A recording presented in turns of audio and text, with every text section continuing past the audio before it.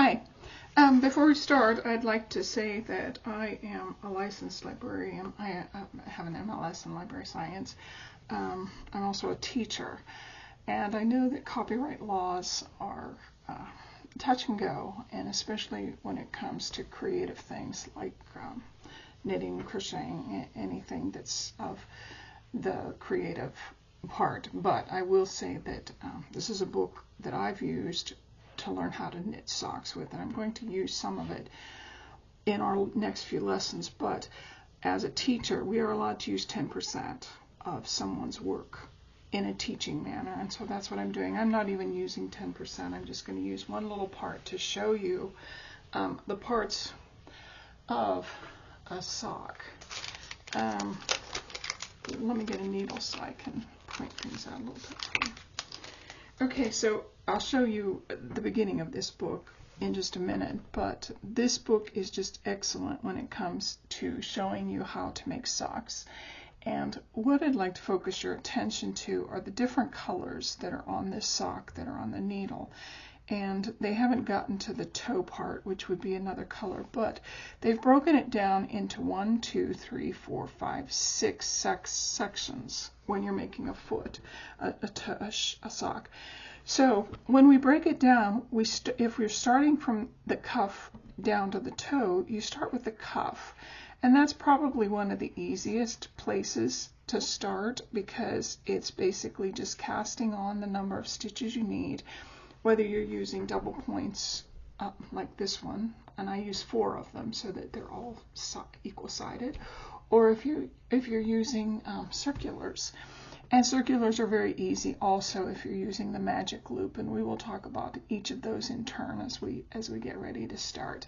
But working with the sock, we start with the cuff, we cast on, and then we do some form of a ribbing, whether it's a 1 purl, 1 knit, or 2 purl, 2 knit, 2 knit, 1 purl. It depends on your pattern or also the way you enjoy your socks to fit. So that's the first part that we'll be learning, because we're going to start with a top-down sock. Later on in our segments, we're going to start from the toe up, and we'll discuss that later. But this is one of the easiest parts to start with, is the cuff. Once you've done the cuff, then we separate the stitches into front stitches and back stitches. The front stitches will just basically sit on your needles until you're finished with the purple part. And this is just starting a area for the gusset, and you'll just knit this straight. You'll knit and purl back and forth until you have a little flap that's hanging down here, and these pieces won't be here, just that.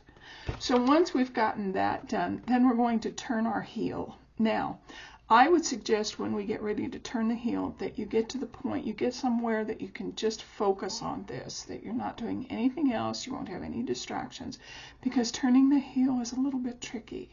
And we go back and forth, and we get bigger each time we go back and forth. And so we'll be doing a form of short rows to do that. So this is a very important part, turning the heel.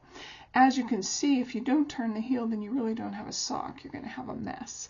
So once we turn the heel, the green part, then we go back, and with our yarn, we pick up stitches along our purple edging, our purple heel, and we pick up so many stitches, and then we start knitting across again, and we can start knitting in the round. But as we do this, I don't know if you can see, we will start to decrease on each side every other row, and it will cause this to start getting smaller, and you can see there's fewer stitches as we get out towards the end. But we will still be going in a circle, and we will continue doing that until we have the same amount of stitches that we cast on with. So if you cast on with 64 stitches, you're going to end up with 64 stitches after you've deleted some of these. Now, once we've gotten the gusset, this is the gusset part of the sock done, then we just do the bottom of the foot, which again is very easy. It's much like the cuff, except that you're just knitting straight through. And once we're finished with the sock part, the foot part, then we'll add the toe. And there are two ways that you can do the toe. One toe actually looks like the top of this piece of tile. You can decrease on each side, and then you'll have a flat part about your sock. The other way is more rounded. You'll have a more rounded toe. Let's see. Now, this is the one that matches this, and as you can see, you kind of have a flat part at the front, and then these sides go down here. This one, I think, has, yeah.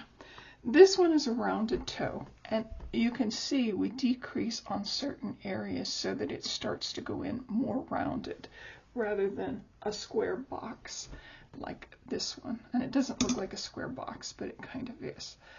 It decreases just on the sides incrementally, and then the top we have to do a Kitchener stitch. And I don't like Kitchener stitch, but we will work through that. Okay, so those are the parts of the sock when we get ready to make them. So the next thing that we need to talk about is you need to have some DK yarn, double knit yarn. It's a lighter yarn. It's a little heavier than sock yarn, but it's not as heavy as worsted. So get yourself some DK. You'll need 50 grams per sock. So you'll need 100 grams all total to finish an entire sock. You will need a size 5 needle, whether you're using double points like I have here. And I'm going to show you both ways to do it.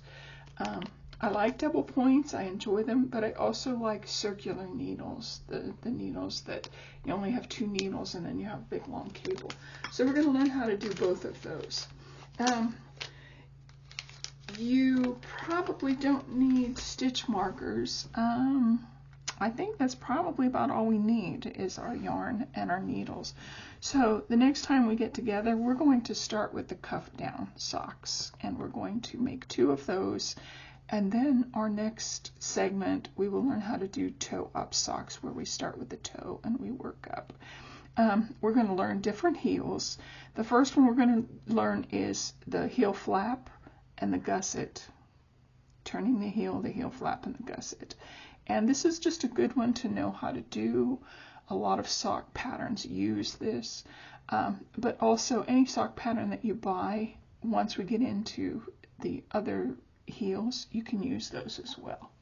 Okay, I hope you've enjoyed this. It's very short, but it's kind of giving you an overview how to look at socks differently and to see the different parts.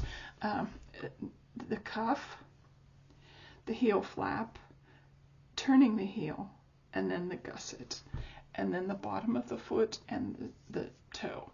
So start looking at your socks different now so that you can kind of get familiar with them before we start knitting them. And I will see you next time when we put all of this together and start with our cuff. Okay, I'll see ya. Thanks. Bye-bye.